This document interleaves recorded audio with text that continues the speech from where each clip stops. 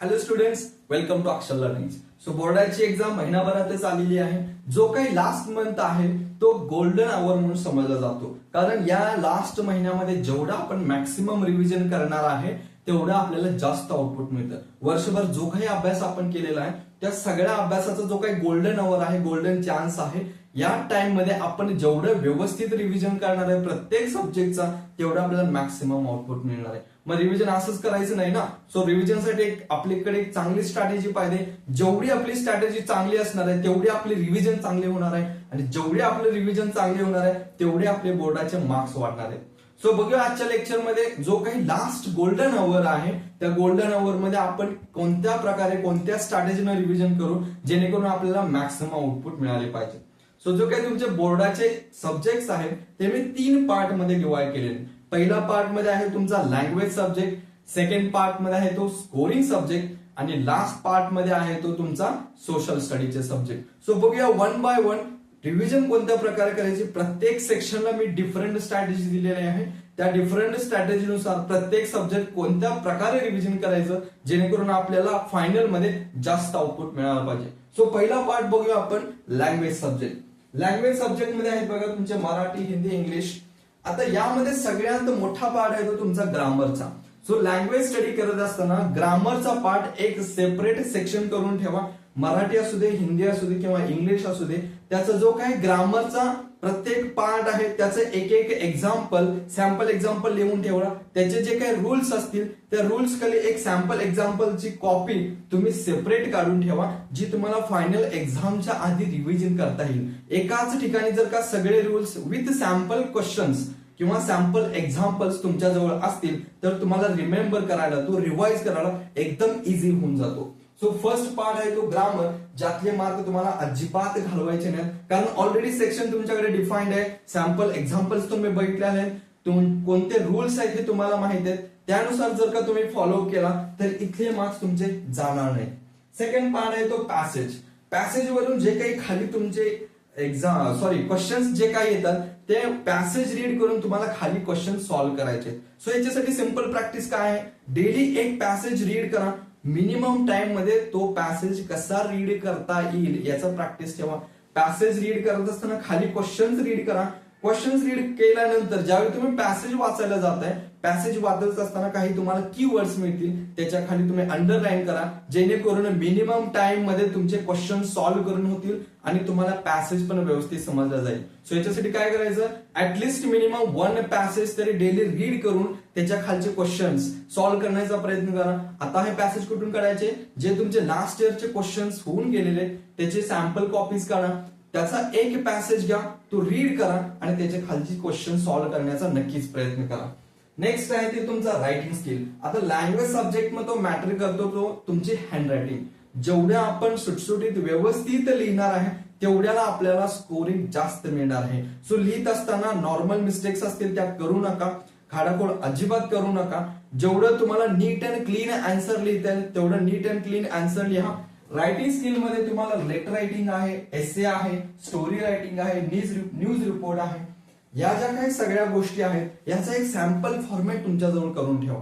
पत्रलेखन करत असताना म्हणजेच लेटर रायटिंग करत असताना कोणता फॉर्मॅट असला पाहिजे, कुठल्या साईडला कुठला ब्लॉक आला पाहिजे, सब्जेक्टला काय लिहिलं पाहिजे, जो काही मिडल फॉर्मॅट आहे त्या मिडल फॉर्मॅट मध्ये कोणत्या महत्वाच्या गोष्टी आपल्याला लिहायच्या आहेत, क्वेश्चन मध्ये काय दिलेलं आहे, जेणेकरून आपल्याला खाली लेटर रायटिंग मध्ये किंवा एसे मध्ये कोणता पॉइंट ऍड करावा लागेल जेणेकरून आपल्याला तो लेटर रायटिंग अट्रॅक्टिव्ह आणि मिनिंगफुल बनवता येईल. नेक्स्ट आहे तुमचा एसे रायटिंग मध्ये. एसे रायटिंग मध्ये सिंपल कोट्स तुम्ही युज करू शकताय, ज्याचा चांगला इफेक्ट पडतो तुमच्या एसेवरती. सो जर का तुमच्या जवळ एक 10-12 कोट्स काहीतरी मिळत असतील तर ते कोट्स एका पेजवरती लिहून घ्या. कोणत्या एसे साठी हे युज करताय हे डिफाईन करून घ्या, जेणेकरून तुमचे तिथे मार्क्स वाढतील. सो हे आहेत सगळे लँग्वेज सब्जेक्ट साठी ग्रामर, पॅसेज आणि रायटिंग स्किल. आता ह्याच्यासोबत जे तुमचे टॉपिक्स आहेत, ओके, ते टॉपिक्स नीट रीड करून घ्या. Last year previous year question पेपरवरून बघा कोणत्या टॉपिक्स वरती जास्त क्वेश्चन विचारलेले आहेत, कोणत्या टाईपचे क्वेश्चन आलेले आहेत, जेणेकरून तुम्हाला लॉंग आन्सर्स मध्ये जे काही मोठे आन्सर्स तुम्ही लिहिणार आहेत त्याच्यामध्ये ते हेल्पफुल होतील. ज्यावेळी आपण आन्सर लिहितो त्याचा फॉर्मॅट कसा असावा, सुरुवातीला इंट्रोडक्शन, नंतर मिडलचा पार्ट आणि कन्क्लुजनचा पार्ट, या पार्ट मध्ये आन्सर लिहायचा प्रयत्न करा. जो काही क्वेश्चन आन्सरचं तुम्ही लिहिणार आहे त्या आन्सर रायटिंगचा सिक्वेन्स व्यवस्थित ठेवा. कोणताही सिक्वेन्स आधी मध्ये क्वेश्चन लिहिण्याचा प्रयत्न करू नका. ओके, ह्या ज्या काही सिंपल स्टेप्स आहेत ह्या सिंपल स्टेप्स फॉलो करा रिव्हिजन करत असताना. आता हा जर का सगळा तुमचा फॉर्मॅट तुमच्या जवळ असेल तर एक्झामच्या आदल्या दिवशी तुम्हाला रिव्हिजन करायला खूप इझी पडतं. ग्रामरचं पार्ट एका सेक्शन मध्ये आपला रेडी आहे. लेटर रायटिंग किंवा स्पीच रायटिंग जो काही रायटिंग स्किल आहे त्याचा आपल्या एका ठिकाणी रिव्हिजन करण्यासाठी अवेलेबल आहे. जे काय पॅसेज आहेत पॅसेज रीड करत असताना कोणती स्ट्रॅटेजी जर का कोणत्या टेक्निकनं रीड करत गेलो, अंडरलाईन करत गेलो, जेणेकरून आपल्याला क्विक आन्सर फाइंड आउट करता येतील. याही पण स्ट्रॅटेजी जसं तुम्ही प्रॅक्टिस कराल तुम्हाला हळूहळू डेव्हलप होत जातील. लास्ट आहे तो तुमचा एसे रायटिंग असू दे किंवा स्टोरी रायटिंग असू दे, याचे कीवर्ड्स कसे फाइंड आउट करायचे, कोणते पॉइंट्स दिल्यानंतर जेणेकरून की बाबा स्टोरी आपल्याला कम्प्लीट करता येईल याचं प्रॅक्टिस करा. एक सॅम्पल फॉर्मॅट तुमच्या जवळ ठेवून घ्या जेणेकरून स्टोरी तयार करत असताना इंट्रोचा पार्ट, मिडलचा पार्ट आणि कन्क्लुजनचा पार्ट कशा पद्धतीने असावा हे तुमच्या जवळ फॉर्मॅट जवळ असेल तर तुम्हाला उद्या पेपर आहे म्हणजे आदल्या दिवशी रिव्हिजन करायला इझी पडेल. नेक्स्ट आहे तुमचे स्कोरिंग सब्जेक्ट. सायन्स आणि मॅथ्स हे दोन्ही सब्जेक्ट स्कोरिंगचे समजले जातात. कारण ह्याच्यामध्ये जर का चांगलं रिव्हिजन, चांगला अभ्यास असेल तर आपल्याला आउट ऑफ आउट मार्क्स पडण्याचे चान्सेस जास्त असतात. तर बघूया त्याच्यामध्ये फर्स्ट आहे ते एमसीक्यूज. जो काही लास्ट इयरला क्वेश्चन्स झालेले आहेत ते पीवायक्यूज काढा. कोणत्या टॉपिक वरती कोणते क्वेश्चन्स आलेले आहेत ते तुम्ही फाइंड आउट करा आणि त्या गोष्टी रिवाइज करण्याचा प्रयत्न करा. सेकंड आहे तो तुमच्या डायग्राम्स म्हणजेच आकृत्या. सायन्स मध्ये जे काही तुम्हाला डायग्राम्स दिलेले असतील ते डायग्राम्स एका ठिकाणी ड्रॉ करून ठेवा जेणेकरून तुम्हाला लॉंग आन्सर्स लिहायला हेल्पफुल होईल. कारण एकदा जर का तुम्ही डायग्राम तुमच्या लक्षात राहिली तर त्या डायग्रामवर तुम्ही आन्सर फाइंड आउट करू शकताय. कारण आपला माइंड पिक्चरल फॉर्मॅट मध्ये लक्षात ठेवतो. जर का तुमच्याजवळ डायग्राम रेडी असेल तर त्या डायग्राम वरून तुम्ही लॉंग आन्सर्स नक्की लिहू शकता.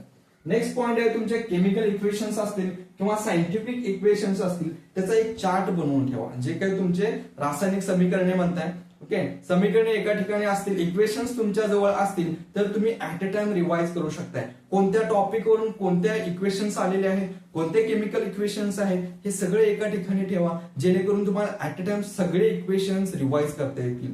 जेवढे तुम्हाला रिव्हिजन करायला सगळा फॉर्मॅट एका ठिकाणी असेल तेवढं रिव्हिजन करण्यासाठी इझी पडेल. नेक्स्ट आहे लॉंग आन्सर्स किंवा रिझन्स. जे काय तुमचे पीवायक्यू जर का तुम्ही अनालिसिस केला असेल तर या आन्सरला काय लिहिलं पाहिजे. प्रत्येक सायन्सचा आन्सर लिहित असताना काहीतरी कीवर्ड्स अंडरलाईन करण्याचा नक्की प्रयत्न करा. त्या टॉपिक वरून कोणते कीवर्ड्स आहेत, कोणते सायंटिफिक वर्ड्स आहेत जे तुमच्या क्वेश्चनला फाइंड आउट करतील असे कीवर्ड्स अंडरलाईन करा. त्या गोष्टी जास्तीत जास्त रिवाइज करण्याचा प्रयत्न करा. कारण नेक्स्ट टाइम ज्यावेळी तुम्ही रिवाइज करायला जाताय त्यावेळी तुम्ही पूर्ण टॉपिक रिवाइज करणार नाही. जे तुम्ही अंडरलाईन वर्ड्स केलाय ते जास्त रिव्हिजन केला तर तुमच्या लक्षात येतं की बाबा या आन्सरचं लिहित असताना ह्या गोष्टी जे काही मी कीवर्ड्स अंडरलाईन केलेले आहेत ते कीवर्ड्स आपल्या आन्सर मध्ये येणं खूप गरजेचं आहे.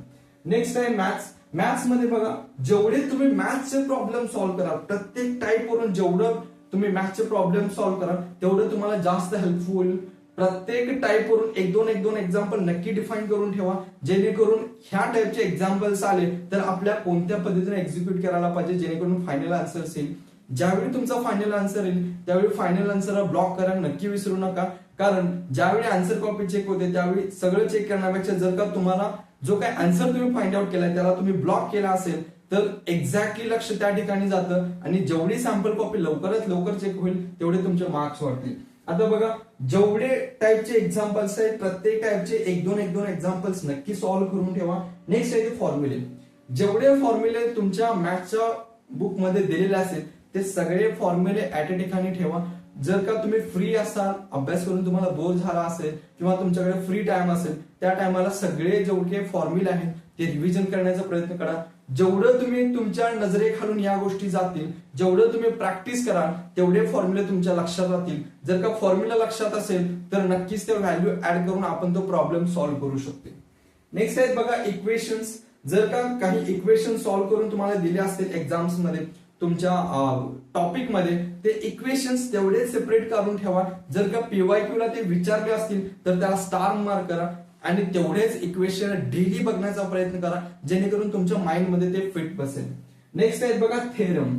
आता जॉमेट्रीचा पार्ट जो काही भूमितीचा पार्ट आहे त्याच्यामध्ये थेरम दिलेले आहेत. सगळे थेरम ऍट अ ठिकाणी कलेक्शन करून ठेवा, जेणेकरून जेवढे थेरम्स असतील तुम्हाला ऍट अ टाइम सगळे रिवाइज करता येतील. कोणत्या टाईपचा थेरम आल्यानंतर तुम्ही टॉपिक वाईज शोधायला गेला तर तुम्हाला मिळणार आणि कन्फ्युजन होऊन जाईल. त्यापेक्षा सगळे थेरम एका ठिकाणी लिहून ठेवला तर तुम्हाला प्रॅक्टिससाठी इझी पडेल. जेवढे थेरम्स तुम्ही डेली बघत जाईल तेवढे थेरम्स तुमच्या लक्षात राहतील.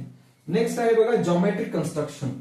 आता जो काही जॉमेट्रिक कन्स्ट्रक्शन आहे म्हणजे भूमिती आकृत्या किंवा जे काही कन्स्ट्रक्शन तुम्ही जॉमेट्रीमध्ये आहे, जर का तुम्ही त्याचे एक एक सॅम्पल कॉपी जर का तयार करून ठेवला की या टाईपचे जॉमेट्रिक कन्स्ट्रक्शन करत असताना मला कोणत्या स्टेप्स फॉलो करावे लागणार आहेत, जर का तुम्ही तेवढेच सॅम्पल बाजूला काढून ठेवला आणि एक्झामच्या आदल्या दिवशी जर का रिवाइज करून ठेवला तर तुमच्या नक्की लक्षात राहतील या टाईपचं एक्झाम्पल आलं तर मला कोणत्या स्टेप्स फॉलो करावे लागणार आहे, जेणेकरून माझा तो जो काही जॉमेट्रिकल कन्स्ट्रक्शनचा क्वेश्चन आहे तो माझ्याकडून सॉल्व्ह केला जाईल. ओके, सो या आहेत स्कोरिंगच्या सब्जेक्टसाठी, सायन्स आणि मॅथ्स साठी एमसीक्यूज टॉपिक वाईज बघा, त्याच्यासाठी पीवायक्यूज तुम्ही नक्कीच अनालिसिस करा. कारण पीवायक्यू असा आहे म्हणजे प्रिव्हियस इयर क्वेश्चन हा असा पार्ट आहे जो तुम्हाला दाखवून देईल की बाबा या टॉपिक मधून कोणते क्वेश्चन आलेले आहेत आणि तो क्वेश्चन टॅकल करत असताना कोणते महत्वाचे पॉइंट्स मला फॉलो करावे लागणार आहेत, जेणेकरून माझा आन्सर एकदम अॅक्युरेट असेल आणि माझ्या आन्सरला मॅक्सिमम मार्क्स मिळतील. सो लास्ट पार्ट राहतो तुमच्या सोशल स्टडीजचा. अशा सोशल स्टडीज मध्ये बघा हिस्ट्री, सिविक्स आणि जिओग्राफी हे 3 टॉपिक्स मी सेपरेट केलेले आहेत. आता ह्याच्यामध्ये काय करणार आहे, जे काय तुमचे एमसीक्यू चे क्वेश्चन येतात ते तुम्ही कसं फाइंड आउट करणार, obviously previous year question papers find out करा. प्रिव्हियस इयर क्वेश्चन मधून प्रत्येक टॉपिक वाईज जे काही तुमचे क्वेश्चन विचारलेले ते क्वेश्चन सेपरेट करा, ते रिवाइज करण्याचा प्रयत्न करा. या टाईपचे कोणते क्वेश्चन येण्याचे चान्सेस आहेत हे तुम्हाला तेव्हाच कळेल जेव्हा तुम्ही प्रिव्हियस इयर क्वेश्चनचे जे काही क्वेश्चन आलेले आहेत ते सगळं रिव्हिजन करा. तुमच्या नजरेकडून जेवढे क्वेश्चन जातील तेवढं तुमच्या माइंडला ऑटोमॅटिकली येऊ शकतं की बाबा हा क्वेश्चन येऊ शकतो, किंवा गेल्या वर्षी या पॉइंट वरून क्वेश्चन विचारलेले आहेत तर या पॉइंट वरून यावेळी अशा टाईपचा नेक्स्ट लेवलचा क्वेश्चन येऊ शकतो, हे तुमच्या माइंडला ऑटोमॅटिकली यायला लागतं. नेक्स्ट आहे ती कॉन्सेप्ट डायग्राम. हिस्ट्रीमध्ये जेवढे काही टॉपिक्स आहेत जर का तुम्हाला टॉपिक्स रिव्हिजन करायचे असेल तर त्या टॉपिक मधला मेन कॉन्सेप्ट काय आहे, मेन थीम काय दिलेली आहे हे थीम तुमच्या लक्षात असणं गरजेचं आहे. ज्यावेळी तुम्ही थीम रिमेंबर कराल त्या थीमशी रिलेटेड जेवढे काही पॉइंट्स आहेत तुम्हाला ऑटोमॅटिकली रिवाइज होतील. मग जो काही जर का तुम्हाला थीम्स लक्षात असेल त्या थीम वरून जे काही रिलेटेड पॉइंट्स आहेत त्याचे चार्ट डायग्राम तयार करा किंवा ब्लॉक डायग्राम तयार करा, जेणेकरून तुम्हाला लक्षात राहील. तेवढ्या ब्लॉक डायग्राम वरून किंवा तेवढ्याच चार्ट वरून पूर्ण टॉपिक तुम्हाला क्विकली रिवाइज करता येईल.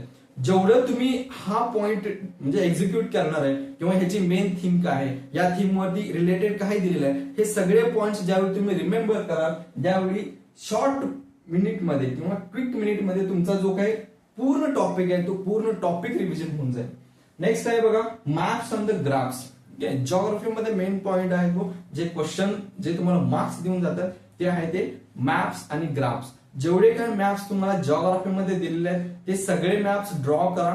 एक जो काही सॅम्पल कॉपी आहे त्याच्यावरती इच अँड एव्हरी टॉपिकचे जेवढे काही मॅप्स तुम्हाला विचारले ते सगळे मॅप्स तुम्ही ऍट अ ठिकाणी ड्रॉ करून ठेवा, जेणेकरून तुमचा जो काही मॅपचा पॉइंट आहे कोणत्या लोकेशनला हा पॉइंट दिलेला आहे तो लोकेशन तुमच्या लक्षात राहील. ते मॅप्स तुमच्या रूम मध्ये लावा, तुमच्या घरामध्ये लावा किंवा तुमच्या जवळ ठेवा, जेणेकरून जिओग्राफी ज्यावेळी सब्जेक्ट तुम्ही रिवाइज करणार आहे त्या जिओग्राफीच्या सब्जेक्ट वेळी तुम्हाला सगळे की पॉइंट्स लक्षात राहतील. जो काही थीम आहे ती थीम लक्षात राहील. याच्यावरून कोणत्या मॅपचा क्वेश्चन आपल्याला विचारला गेलेला आहे, त्या मॅपचं लोकेशन काय आहे, ते मॅपचं लोकेशन जो आहे तुमच्या लक्षात राहील. जो काही ग्राफ्स तुम्ही ड्रॉ करणार आहे त्या ग्राफ्स वरून लक्षात राहील कोणत्या क्वेश्चन विचारलेला आहे, या ग्राफ्स वरती कोणत्या टाईपचे क्वेश्चन आलेले आहेत आणि नेक्स्ट यावेळीचा जो काही पेपर आहे त्यावेळी कोणते मॅप्स येण्याची शक्यता आहे किंवा कोणते ग्राफ्स येण्याची शक्यता आहे, हे तुम्ही जेवढे रिवाइज कराल प्रिव्हियस इयर क्वेश्चन वरून तुम्हाला ते नक्की लक्षात राहतील.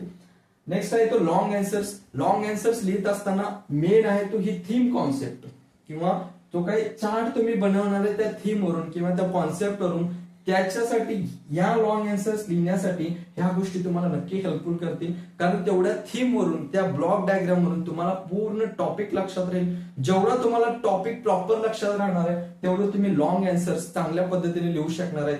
सो या स्ट्रॅटेजी रिव्हिजन करत असताना लँग्वेज सब्जेक्टसाठी, स्कोरिंग सब्जेक्टसाठी आणि सोशल स्टडीजच्या सब्जेक्टसाठी हे तिन्ही पार्ट तुम्हाला दिलेले आहेत. जे काही पॉइंट्स मी सांगितले आहेत ते नक्की लक्षात ठेवा, ते एक्झिक्यूट करण्याचा प्रयत्न करा. प्रॅक्टिस मेक्स मॅन परफेक्ट असं म्हटलं जातं. जेवढं तुम्ही प्रॅक्टिस करणार आहे तेवढं तुम्हाला जास्त आउटपुट बोर्डाच्या एक्झाम मध्ये मिळणार आहे. सो सिंपल स्ट्रॅटेजी आहे, या स्ट्रॅटेजी नक्की फॉलोअप करा जेणेकरून तुम्हाला फायनल एक्झाम्स मध्ये नक्की हेल्पफुल होते. आजच्या लेक्चरमध्ये इथेच थांबूयात. भेटूया नेक्स्ट व्हिडिओमध्ये नेक्स्ट लेक्चर आणि नेक्स्ट कॉन्सेप्ट सोबत.